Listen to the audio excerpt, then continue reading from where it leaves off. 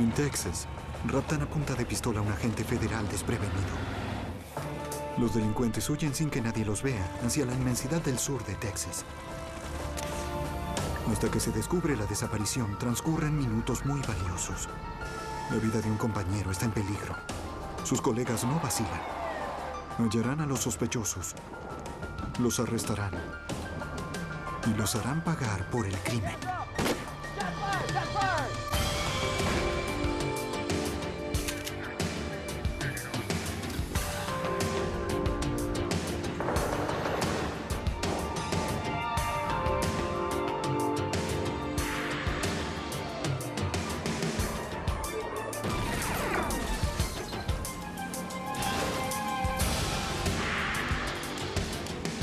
Los archivos del FBI. Cuando la víctima de un crimen es un miembro de la fuerza, la investigación se convierte en un asunto personal. En la frontera estadounidense, unos fugitivos secuestraron a un inspector de aduanas y desaparecieron. Soy Jim Castron, exdirector del FBI en Nueva York. Para buscar a los raptores y a su colega, todas las autoridades montaron un importante operativo en Texas y en México. Trabajaron contrarreloj, con la esperanza de solucionar el caso. Todos para uno. En este episodio se cambiaron algunos nombres. Las autoridades del paso fronterizo de Del Río, Texas, diariamente controlan cientos de cruces legales entre los Estados Unidos y México. Pero cada año también se encuentran con un promedio de $250 millones en drogas confiscadas, todo tipo de delitos y miles de inmigrantes ilegales. Los funcionarios de la aduana de los Estados Unidos saben que siempre hay una amenaza. Entre la multitud de ciudadanos inocentes, hay criminales que los consideran sus enemigos. En la tarde del 27 de enero de 1984, un vehículo con matrícula de Texas se detuvo en el primer control aduanero. ¿Para dónde van? Aquí luego la frontera. ¿Ciudadanos americanos? El inspector de aduanas, José Torres, les pidió a los ocupantes del vehículo que se identificaran.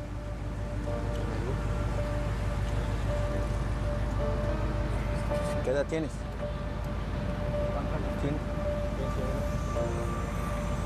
Los tres pasajeros mostraron la tarjeta verde que los acreditaba como residentes legales y les permitía trabajar en los Estados Unidos. El conductor señaló que era ciudadano estadounidense, pero solo presentó como prueba un certificado de bautismo. El inspector Torres no podía aceptarlo.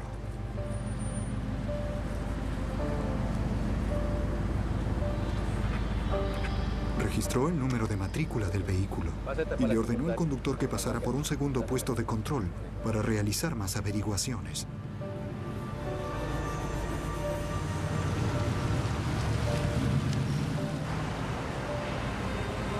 El inspector de aduanas, Richard Layton, recibió el vehículo. Hello, man. Baptismal certificate. Can you step out, please? Layton llevaba 10 años en la frontera. Su tarea era ocuparse de las personas o los vehículos que presentaran problemas. Oh, follow me. Layton llevó al conductor para que hablara con un oficial del Servicio de Inmigración y Nacionalización. El oficial reprendió al conductor por no tener documentos, dado que afirmaba ser ciudadano estadounidense, nacido y criado en El Paso.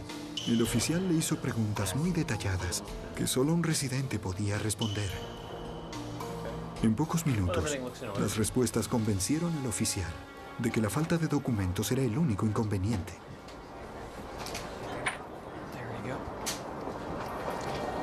Autorizó al conductor a que se fuera, pero Layton aún debía revisar el vehículo. Stand over there.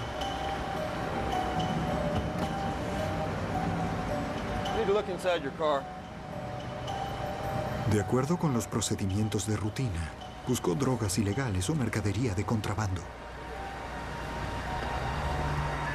dado que los hombres no eran sospechosos y tampoco su conducta. El inspector Latham realizó la inspección solo. Para los funcionarios de la aduana, ese día era como cualquier otro. Pero cerca de las 4:45 de la tarde, llegó un detective con la policía de Del Río, Texas. Les informó a los oficiales de la frontera que hacía 15 minutos habían robado en una joyería en el pueblo fronterizo de Ciudad Acuña, a 3 kilómetros. Lamentablemente, la información que tenían era muy escasa, pero dijo que la policía mexicana buscaba a 4 hombres latinos, de los que al menos uno hablaba inglés. La policía y los funcionarios de aduanas alertaron de inmediato a todos los inspectores de turno.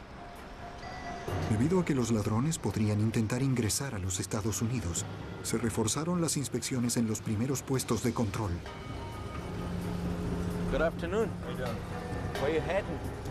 Debían asegurarse de que ningún involucrado en el robo ingresara al país. Got anything to declare? Okay, go on. Pero alrededor de las 5, el inspector Torres recibió malas noticias. El inspector de aduanas, Richard Latham, había desaparecido. El detective John Martin, de Del Río, estaba de turno. Esa desaparición tan repentina indicaba que algo andaba mal. Si bien el momento de la desaparición coincidía con el cambio de turno, Latham no había seguido el procedimiento de relevo. No había partido en su vehículo, no registró su salida y no le dijo a nadie que se iba. Y el procedimiento habitual de los inspectores, aunque solo pida que se los reemplace para ir al baño o salir a tomar un café, es dar notificación a otros compañeros inspectores. Nada de eso ocurrió. Se llegó a la conclusión de que habían secuestrado al inspector Latham. Lo primero que hicimos fue determinar cuándo lo habían visto por última vez y además qué estaba haciendo. El inspector de aduanas Torres informó que lo había visto registrando un auto viejo en el segundo control. Dijo que el automóvil era un Pontiac Grand Prix gris de fines de los 70 y que había 3 o 4 hombres latinos de pie junto al vehículo, que coincidían con la descripción de los ladrones de joyas que buscaba la policía mexicana. El inspector dijo que el conductor era un muchacho de unos 25 años y tenía una gorra con una inscripción que decía El Paso. Torres dedujo que mientras él estaba revisando el vehículo siguiente, Latham debió de haber encontrado algo sospechoso y los delincuentes lo raptaron y huyeron de la frontera sin que nadie los viera. Janice Harlan, agente especial de la aduana de los Estados Unidos, ayudó a conducir la búsqueda de Latham. Era una carrera contra el tiempo. Según mi experiencia, si raptan a un oficial a punta de pistola, finalmente lo matan.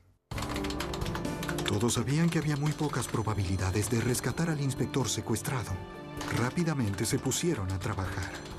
Un oficial de aduanas recuperó la lista con los números de las matrículas de todos los vehículos que cruzaron el paso fronterizo hacia los Estados Unidos entre las 4:15 y las 5 p.m., hora en que Latham había desaparecido.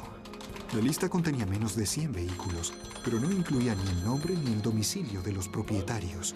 Para obtener estos datos, debían acceder a la base de datos del registro automotor, cuya tecnología de información obsoleta demoraría la recolección de los datos.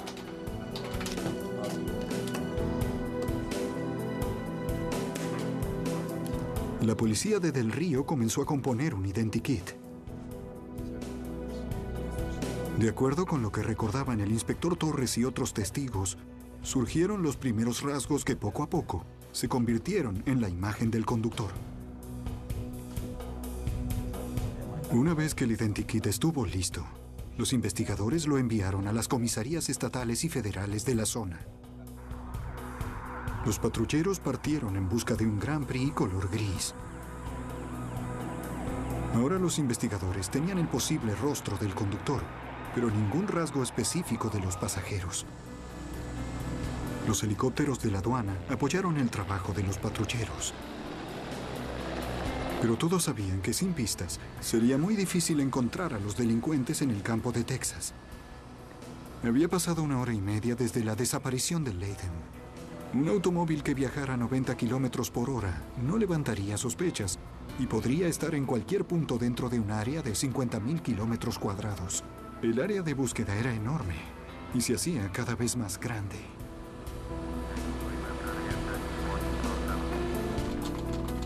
En poco tiempo, el registro automotor entregó la lista de las matrículas con el nombre y la dirección de los dueños de los vehículos.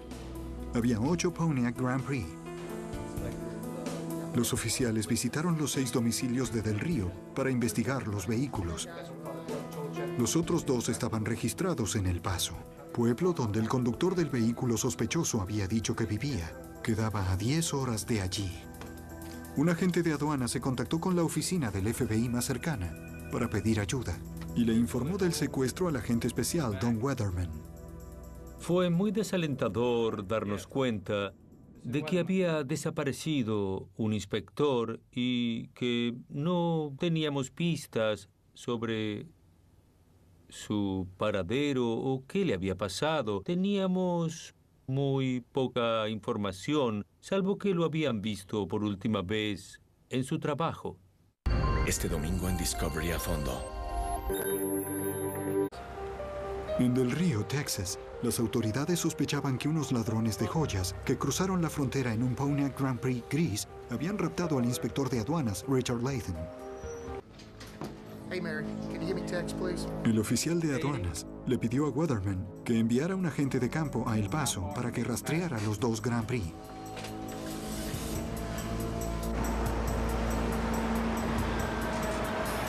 A Charles Riley, agente especial del FBI, se le asignó la tarea de entrevistar a los dueños de los automóviles. Pero los vehículos no estaban en ninguno de los 2 domicilios y tampoco había gente. Riley conjeturó que la información del registro debía de estar desactualizada. Regresó a la oficina del FBI de El Paso con la decisión de hallar los automóviles y a sus dueños. Esa noche le pedí al empleado de la oficina un rastreo exhaustivo de las 2 patentes de los autos para encontrar a los dueños actuales de los vehículos en cuestión. El envío de los datos demoraría horas. Gran parte del trabajo se haría por escrito.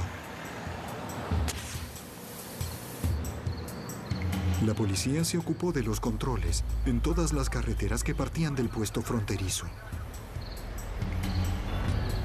Where you going? You got any ID?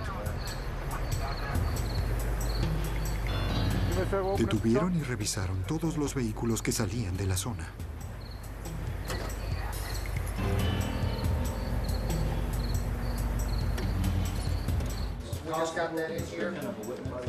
Cuando los agentes del FBI de San Antonio llegaron a Del Río, se enteraron de los últimos acontecimientos de la búsqueda.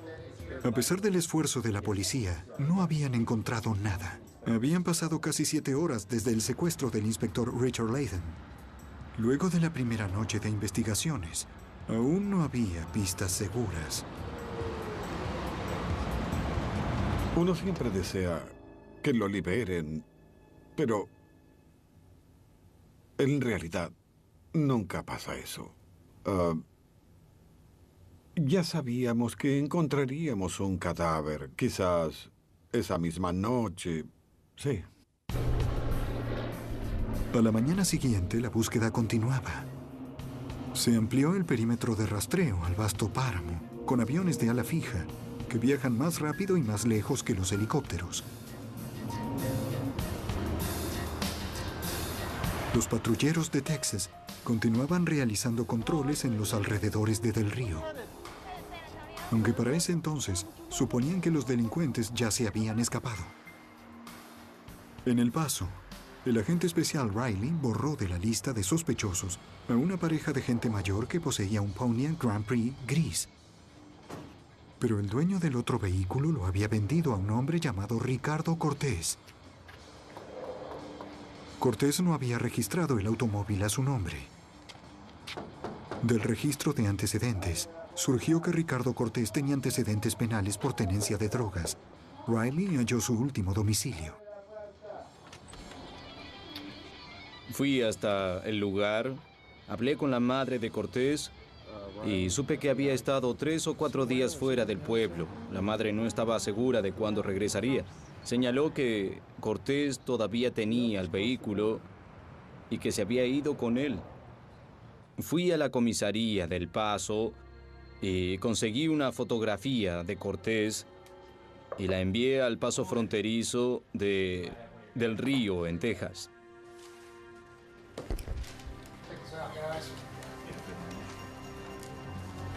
Cortés se parecía al identikit del conductor. Al fin, los agentes tenían al primer sospechoso, algo firme sobre lo cual trabajar, y la esperanza de encontrar a Richard Latham y a quienes lo habían raptado.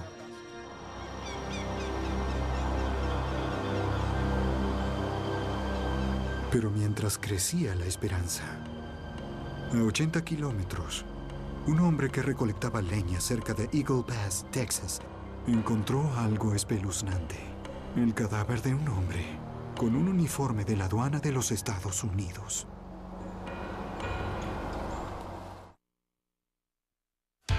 Arreglar, soldar, ajustar, cambiar, modificar, golpear. Los agentes del paso fronterizo de Del Río abordaban un helicóptero para volar los 95 kilómetros hasta Eagle Pass.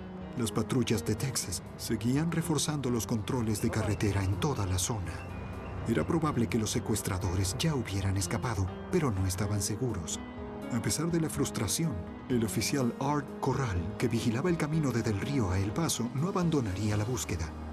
Estuvimos allí varias horas en el control caminero, revisando autos y, bueno, parecía que no los encontraríamos. Luego, nuestro supervisor nos ordenó que nos quedáramos en la ruta, pero que no hiciéramos controles. Mi compañero y yo decidimos parar a los autos en los que viajaran 3 o más latinos. En ese momento vimos venir este auto y adentro había 3 personas. Aunque no era muy probable, los ocupantes podían estar vinculados con el secuestro.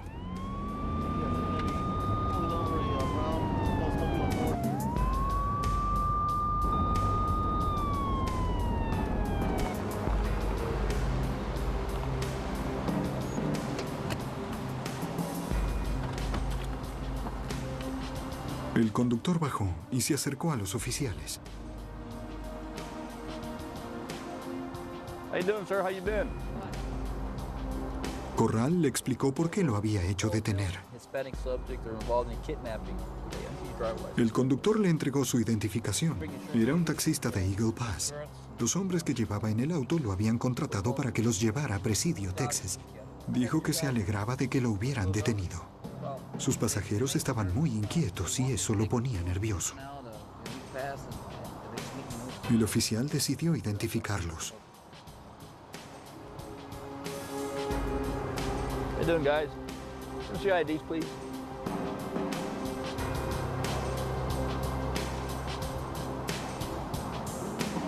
Los 2 pasajeros le entregaron la tarjeta verde. Eran Rafael Calderón y Jesús Ramírez. Ninguno de los 2 coincidía con la descripción del conductor sospechoso del Grand Prix, y eran solo 2.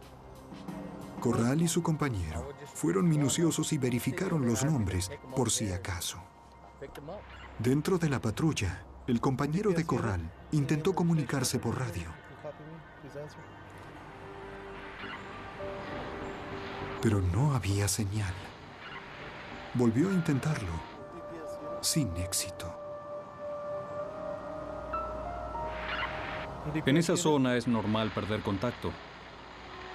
Hay muchos valles y elevaciones y a veces pierdes contacto con la estación de radio. Hay que cambiar de ubicación para hacer contacto con alguna estación. Tomó nota de los datos de los pasajeros para llamar desde otro lugar.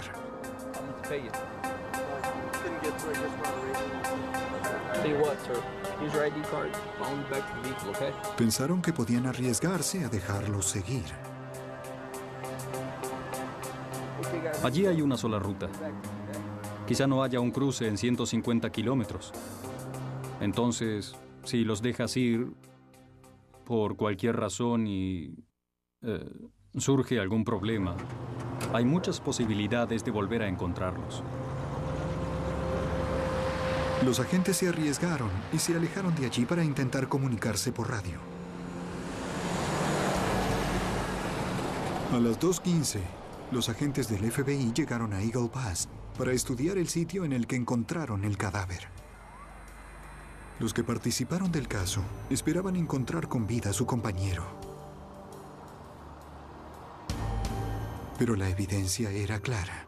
El cadáver pertenecía a Richard Layden. El inspector estaba esposado con sus propias esposas y había recibido 2 disparos en la espalda. Ahora los raptores eran asesinos de policías. El agente de aduanas, Dennis Harlem, no podía aceptar la pérdida de su amigo. Perdimos un hombre. Cuando asesinan a un compañero, todo el resto de la fuerza lo toma como algo personal. Sentí mucha pena por Richard, pero en la investigación de un crimen como este es muy importante hallar el cadáver. El cadáver es evidencia. Por eso, cuando lo encontramos, sentí un poco de alivio en medio del dolor por la pérdida de un amigo. Los peritos determinaron que había recibido 2 disparos de un arma calibre .38, como la que portaba Layden, que no pudieron hallar.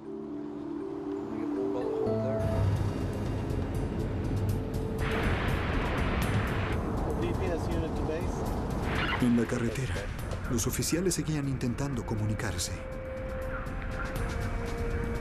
Minutos después, lo lograron.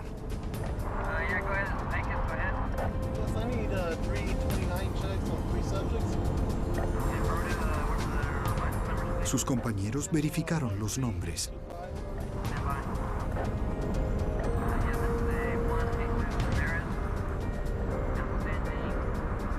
Del registro de antecedentes surgía una infracción pendiente de uno de los pasajeros.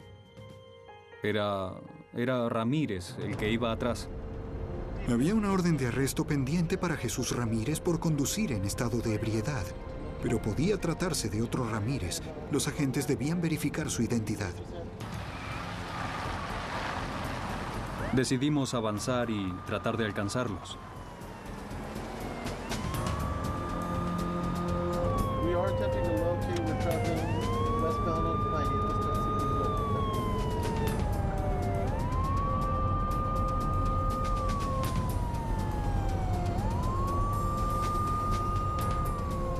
Afortunadamente, el taxi aún estaba en la carretera.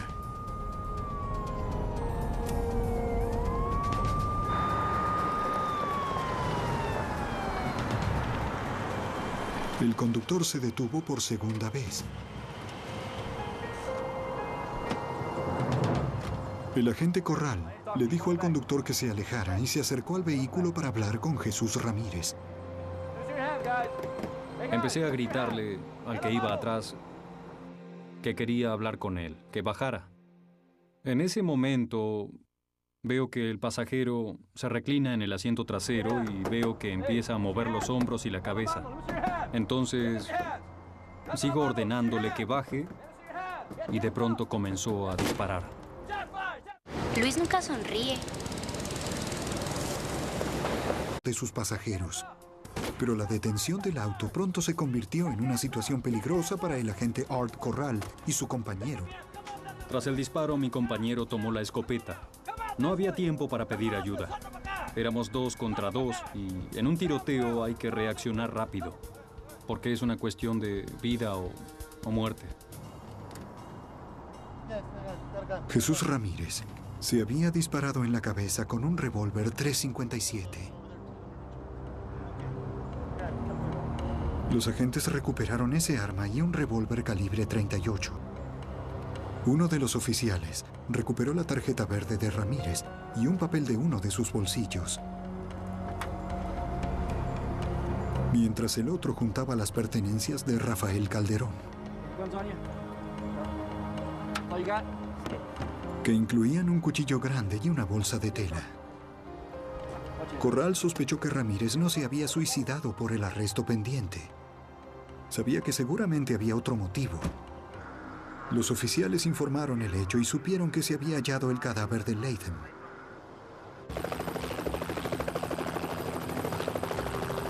Los oficiales de aduanas y el FBI supusieron que el suicidio estaba vinculado con el caso Latham y acudieron al lugar. Cuando llegaron, estudiaron la evidencia. Junto con el .357 que Ramírez utilizó para suicidarse, había un revólver calibre .38, un arma de servicio que más tarde se comprobó que pertenecía al inspector Latham y con la cual lo habían asesinado. En la bolsa que le quitaron a Calderón, hallaron miles de dólares en joyas que resultaron ser las robadas en México. También hallaron una nota de venta escrita a mano por un Pontiac Grand Prix modelo 1975 en uno de los bolsillos del suicida. El vendedor era Ricardo Cortés, el primer sospechoso, identificado horas antes. Ahora, con Rafael Calderón detenido, era el momento de buscar una explicación. Mientras regresaban a Del Río, el agente especial del FBI, Moses Alanis, interrogó a Calderón. Viajé en el asiento trasero del patrullero. En el viaje, Calderón me empezó a contar lo que había ocurrido durante los últimos 2 días, desde que él y otros 3 amigos partieron desde El Paso hacia México. Calderón dijo que Jesús Ramírez había planeado el robo.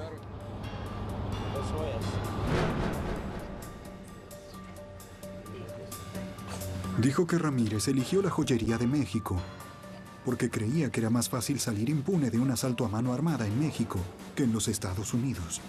¡Cállate! Mientras Calderón, Ramírez y un tercer hombre llamado Carlos asaltaban la tienda, el conductor, Ricardo Cortés, esperaba en el automóvil que usaron para fugarse. Rápidamente tomaron todo lo que pudieron. Calderón dijo que se dirigieron al paso fronterizo de Del Río. Parecía que todo iba a salir bien, luego de que Cortés aprobó el cuestionario del Servicio de Inmigración y Nacionalización y de que el inspector revisara la cajuela. Comenzaron a ponerse nerviosos cuando revisaba el asiento trasero. Al encontrar la bolsa de joyas robadas, Ramírez sacó un revólver.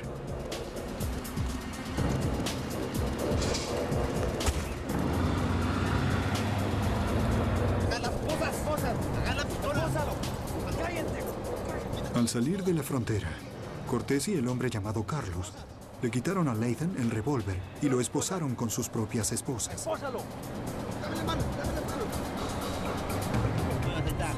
Según Calderón, Jesús Ramírez dirigió toda la maniobra. Consideró que el inspector había visto demasiado y que debían deshacerse de él. Calderón dijo que él y Ramírez empujaron a Latham hasta la zanja. Aseguró que fue Ramírez quien le había disparado a Latham 2 veces en la espalda.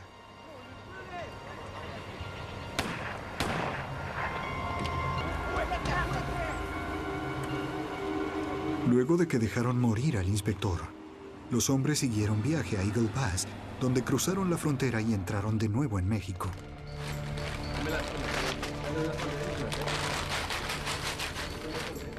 En un hotel, revisaron las joyas y guardaron las más valiosas en fundas de almohadas. El plan era separarse. Calderón y Ramírez ingresarían las joyas a los Estados Unidos. Supuestamente Ricardo Cortés y Carlos dejarían el automóvil en México por unos días. Luego se reunirían todos en El Paso. El agente notó que mientras daba su versión de los hechos, Calderón insistía en que Ramírez había apretado el gatillo. Mientras llevaban al sospechoso a la cárcel de Del Río, los agentes estudiaron los detalles del caso. Rafael Calderón estaba detenido. Según él, el asesino era Jesús Ramírez, el hombre que se había suicidado en el control policial. El conductor del Grand Prix que revisó Latham era Ricardo Cortés de El Paso. El cuarto sospechoso era un hombre de quien Calderón solo sabía el nombre, Carlos. Este y Ricardo Cortés aún estaban en libertad.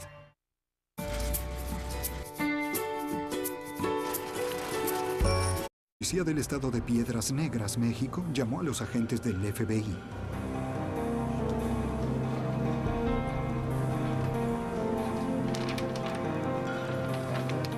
Habían encontrado algunos efectos personales del inspector Latham en un estacionamiento del otro lado de la frontera de Eagle Pass, donde hallaron el cadáver.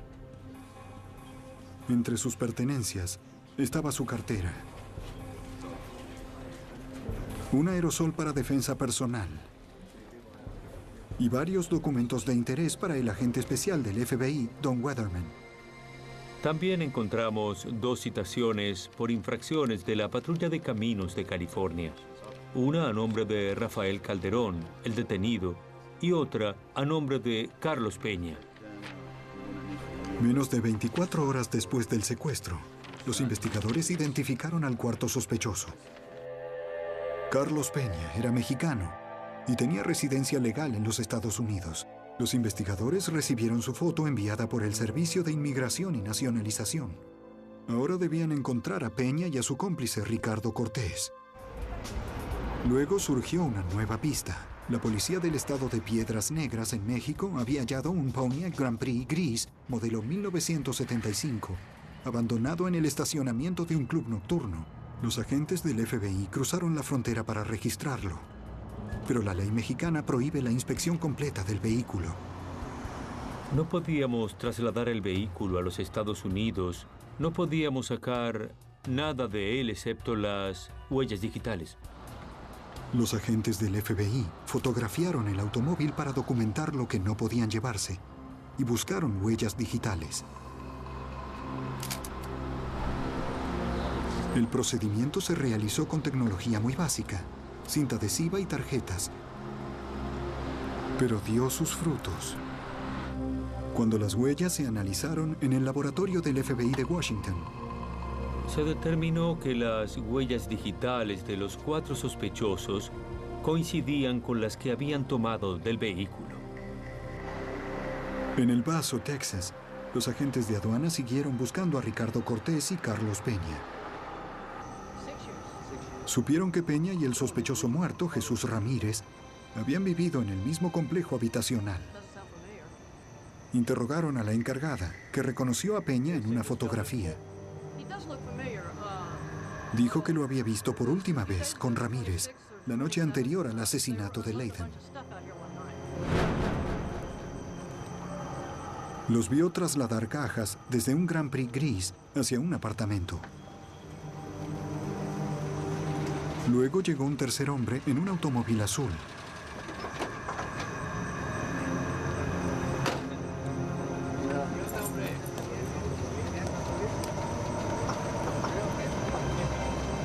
Al ver otras fotos, la mujer señaló que se trataba de Ricardo Cortés. Dijo que esa noche los 3 salieron en el Grand Prix y dejaron el auto azul en el estacionamiento. Al día siguiente, la encargada recibió un llamado de Ricardo Cortés. Le pedía que no hiciera remolcar el automóvil, que él o su mecánico se lo llevarían pronto.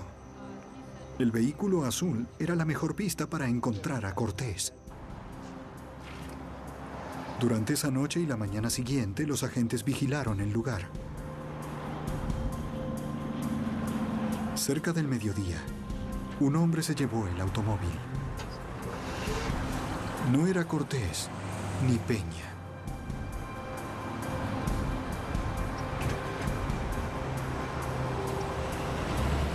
Los agentes lo siguieron. El hombre condujo hacia un lugar tranquilo del pueblo. Entró en un bar. Instantes después, salió solo. Los agentes lo interceptaron. El hombre admitió que el auto pertenecía a Ricardo Cortés. Dijo que Cortés le había pedido que lo quitara del estacionamiento y se encontraran en el bar, pero que Cortés no había ido, por lo que le había dejado las llaves al camarero. Dijo que ignoraba el paradero de Cortés. Los agentes corroboraron su historia con el camarero, que tampoco había visto a Cortés. Mientras seguían vigilando el automóvil azul, los agentes del FBI localizaron a la novia de Cortés. Le preguntaron si sabía dónde estaba Cortés. Dijo que no sabía nada de él desde hacía más de una semana. Pero ni los agentes ni su propia madre creyeron en sus palabras. Yo te conozco a ti. Le preguntaron a la madre si podía instalar un micrófono para rastrear las llamadas. No. Ridículo. Con su consentimiento, los investigadores podían rastrear el origen de las llamadas que recibieran. Debíamos arrestar a los otros dos sospechosos del secuestro y posterior asesinato de Richard Latham. Así que nos concentramos en eso. Es decir, en dónde se habían metido estos hombres. Lo único que podían hacer los investigadores era esperar el llamado de Cortés.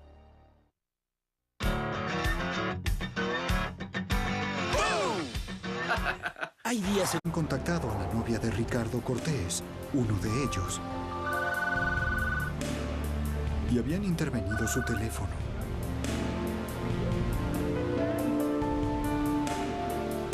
Dos días después, recibió un llamado.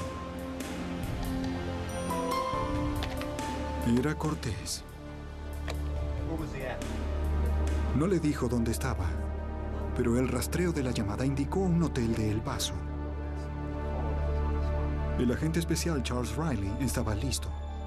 Yo fui junto a otros agentes, algunos miembros de la policía del Paso y la aduana, y nos dirigimos al hotel. Un equipo de tareas especiales rodeó el edificio.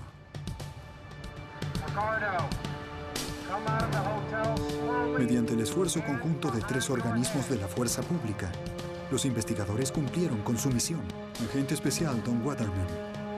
Los agentes del FBI de El Paso, la aduana y la policía hicieron un trabajo espléndido. Arrestaron a Cortés en el hotel.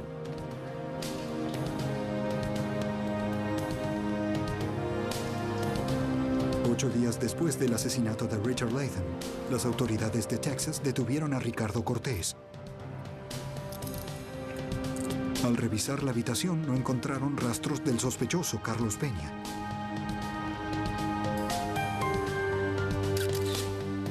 Ricardo Cortés, el conductor del Grand Prix, y Rafael Calderón ya estaban detenidos. Jesús Ramírez se había suicidado en el control policial, pero Carlos Peña seguía prófugo. Cuando lo interrogaron acerca del asesinato, Cortés dio una versión diferente de la del primer sospechoso, Rafael Calderón. Cortés afirmó que después de secuestrar a Latham, Ramírez y Calderón llevaron al inspector hacia la zanja.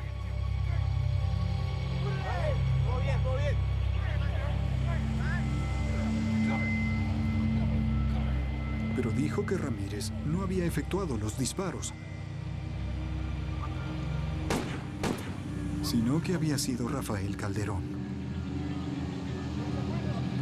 Cuando la policía los detuvo en la carretera de Texas, Ramírez se suicidó de un disparo. Calderón vio la oportunidad de culpar a su cómplice muerto.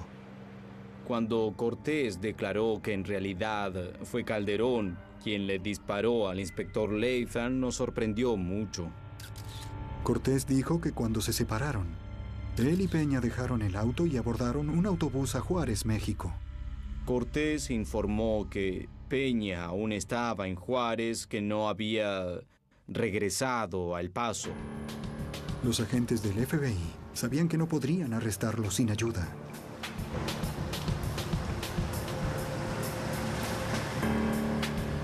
Uno de los agentes que trabajaba conmigo se contactó con las autoridades mexicanas y les dio información acerca de Peña.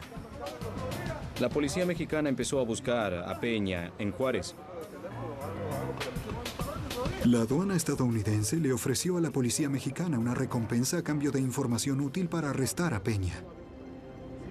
La policía de Juárez se aseguró de que los amigos y familiares de Peña supieran que los vigilarían hasta que el fugitivo se entregara. 2 días después, la táctica demostró su eficacia.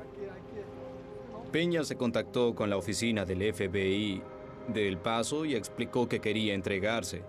Acordaron encontrarse en la parte más elevada del puente Santa Fe. Este sitio es el límite entre México y los Estados Unidos. Allí hay una línea indicadora. En México no tenemos permitido hacer arrestos o interrogatorios. Y cuando estábamos en el límite le pedimos que cruce hacia los Estados Unidos. Y cuando cruzó, lo arrestamos. La persecución había finalizado. Los investigadores llevaron a Carlos Peña al paso fronterizo de El Paso. Cuando lo interrogaron, su versión coincidió con la de Cortés, hasta en los detalles más sutiles. Agente especial Don Weatherman. Para mí, el arresto de Carlos Peña resumió y concluyó la investigación acerca de quién era el autor del asesinato de Richard Layton. Sus versiones concordaban. Estoy seguro de que Calderón fue quien disparó y no el suicida Jesús Ramírez. En San Antonio, un jurado federal declaró a Calderón, Cortés y Peña culpables de 6 cargos. A cambio de su colaboración, a Ricardo Cortés le permitieron declararse culpable de conspiración y agresión a un oficial federal. Carlos Peña se declaró culpable de los mismos cargos. También los condenaron por secuestro. Los 3 recibieron una pena de 23 años de prisión. Rafael Calderón, el hombre que mató a Richard Layton, fue acusado de agresión y asesinato de un agente federal. Se declaró culpable y lo condenaron a reclusión perpetua. Nadie pudo impedir que terminaran con la vida del inspector Richard Layton. Pero sus colegas, sus amigos, se aseguraron de que los asesinos pagaran su culpa. Agente especial Dennis Harlan. Cualquier asesinato es un delito grave, pero cuando asesinan a un oficial que sirve a la patria y protege a la gente, ocurre algo extraordinario entre los integrantes de la fuerza. A nadie le importa quién se lleva el mérito.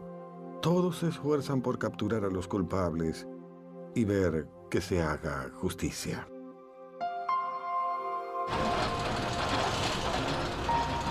El funeral de Richard Layton se ofició en el paso fronterizo de Del Río el 31 de enero de 1984 a las 2 p.m.